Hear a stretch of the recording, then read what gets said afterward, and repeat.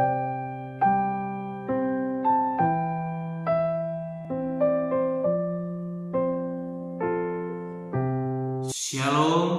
salam sejahtera bagi kita semua. Kembali lagi dalam renungan harian kita. Mari Bapak Ibu kita memuji Tuhan. Kita katakan kasih dari surga. Kasih dari surga memenuhi tempat ini.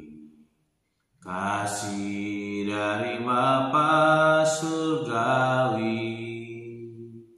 Kasih dari Yesus mengalir di hatiku, membuat damai di hidupku. Mengalir kasih dari tempat tinggi, mengalir kasih dari tata Allah.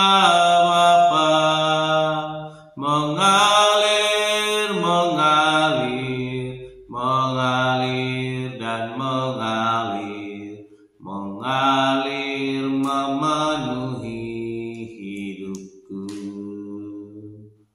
Amin. Mari Bapak Ibu kita membuka Alkitab kita dari kitab 2 Tawarik pasal 25 ayat ke-14 sampai dengan ke-28. Demikianlah firman Tuhan. Ketika Amazia kembali setelah mengalahkan orang-orang Edom itu, ia mendirikan para Allah Bani Seir yang dibawanya pulang sebagai Allahnya. Ia sujud menyembah kepada Allah-Allah itu dan membakar korban untuk mereka. Maka bangkitlah murka Tuhan terhadap Amazia. Ia menyuruh seorang nabi kepadanya yang berkata, "Mengapa engkau mencari Allah sesuatu bangsa yang tidak dapat melepaskan bangsanya sendiri dari tanganmu?"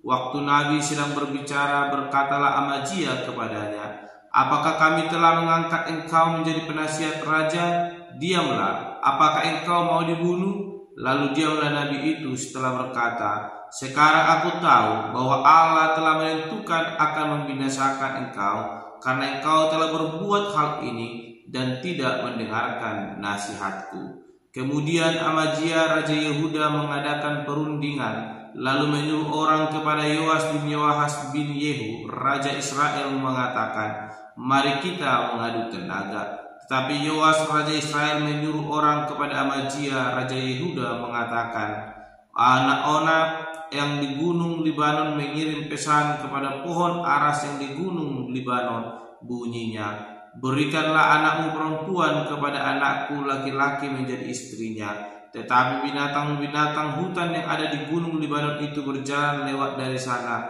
lalu menginjak orang itu. Pikirmu engkau sudah mengalahkan Edom, sebab itu hatimu mengangkat-angkat dirimu untuk mendapat kehormatan. Sekarang tinggallah saja di rumah. Untuk apa engkau menantang malapetaka, sehingga engkau jatuh dan Yehuda bersama-sama engkau?" Tetapi Amazia tidak mau mendengarkan, sebab hal itu telah ditetapkan Allah yang hendak menyerahkan mereka ke dalam tangan Yoas, karena mereka telah mencari Allah orang Edom. Sebab itu majulah Yoas raja Israel lalu mengadu tenagalah mereka, ia dan Amazia raja Yehuda di Bet-Semes yang termasuk wilayah Yehuda. Yehuda terpukul kalah oleh Israel sehingga masing-masing lari ke kemahnya. Yoas raja Israel menangkap Amazia raja Yehuda, anak Yoas bin Yoahas di Bet-Semes.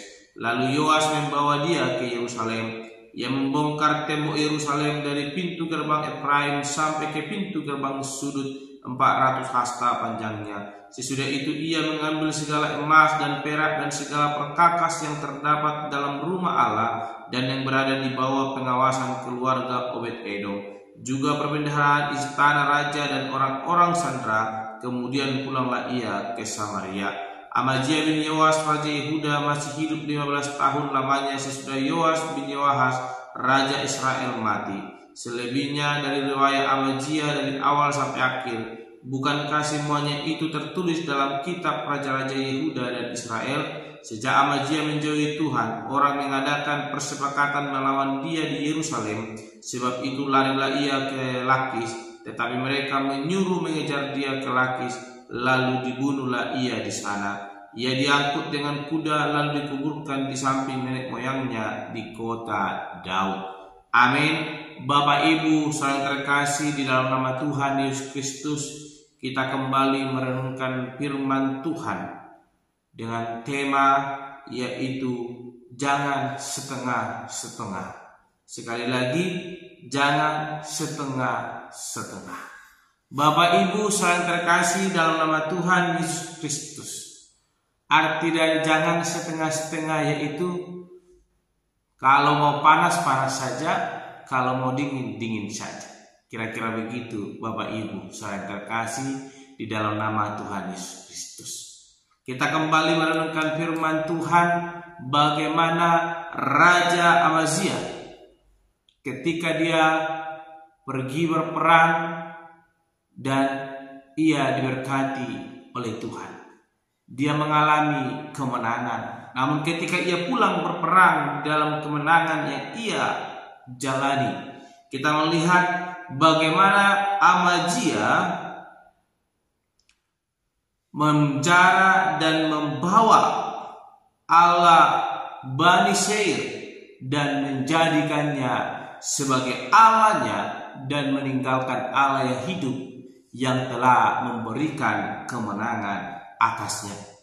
Ia sujud membakar korban untuk para Allah-Allah yang ia bawa, sehingga hal itu membuat Allah murka dan mengutus seorang nabi kepada Amazia.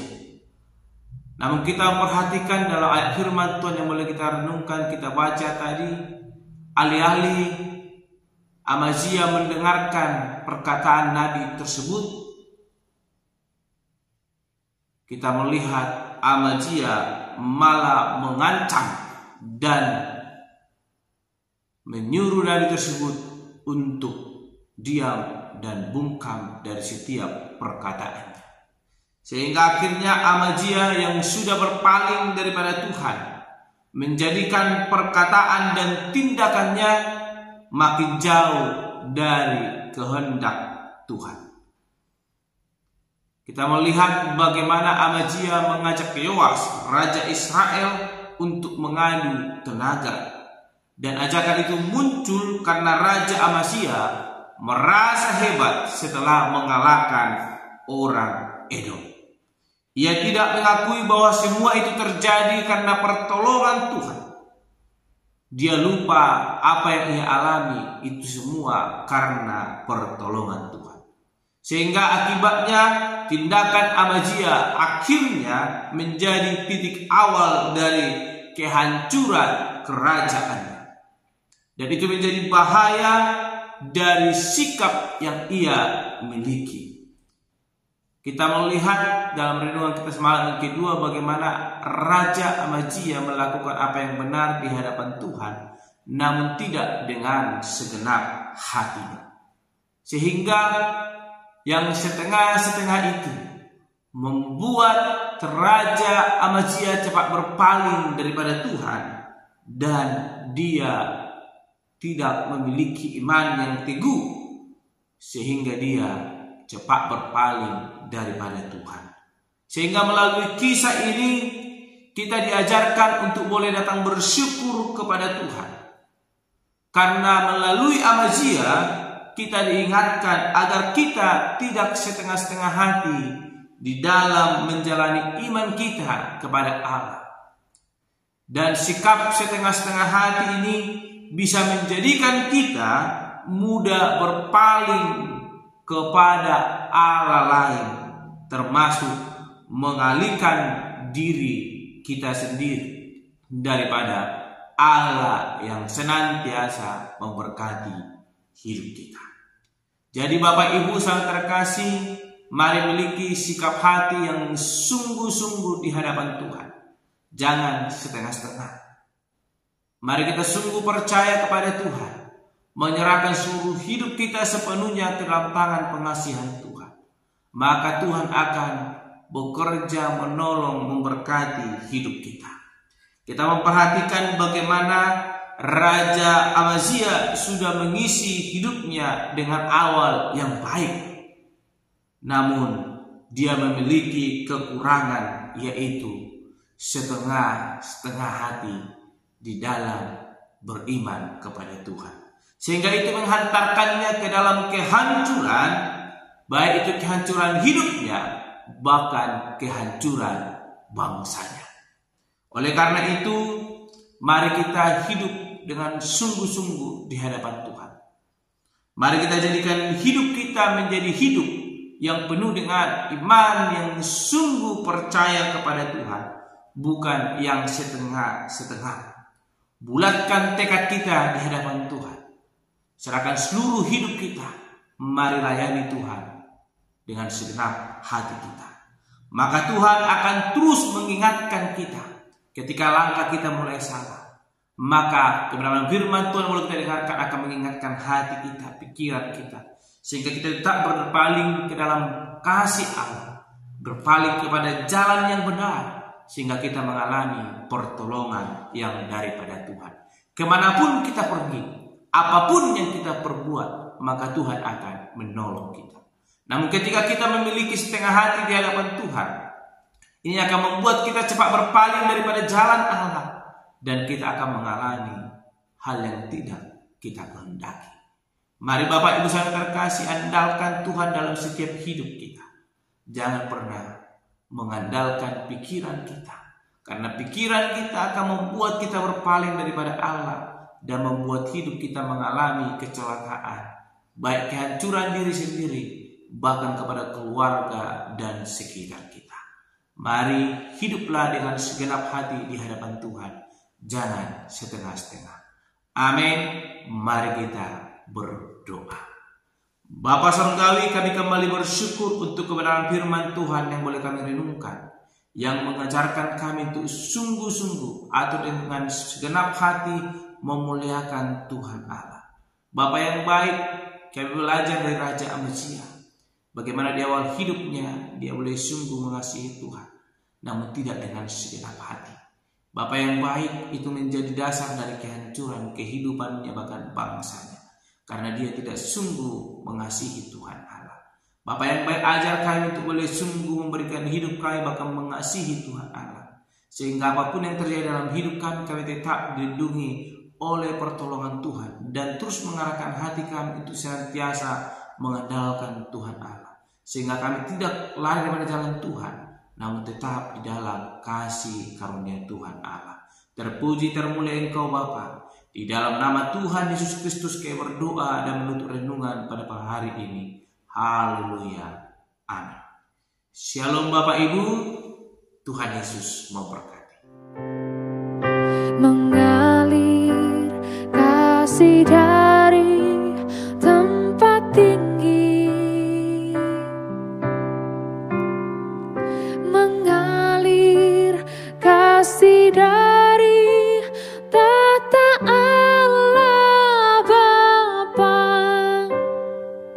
mengalir, mengalir, mengalir dan mengalir, mengalir memenuhi hidupku.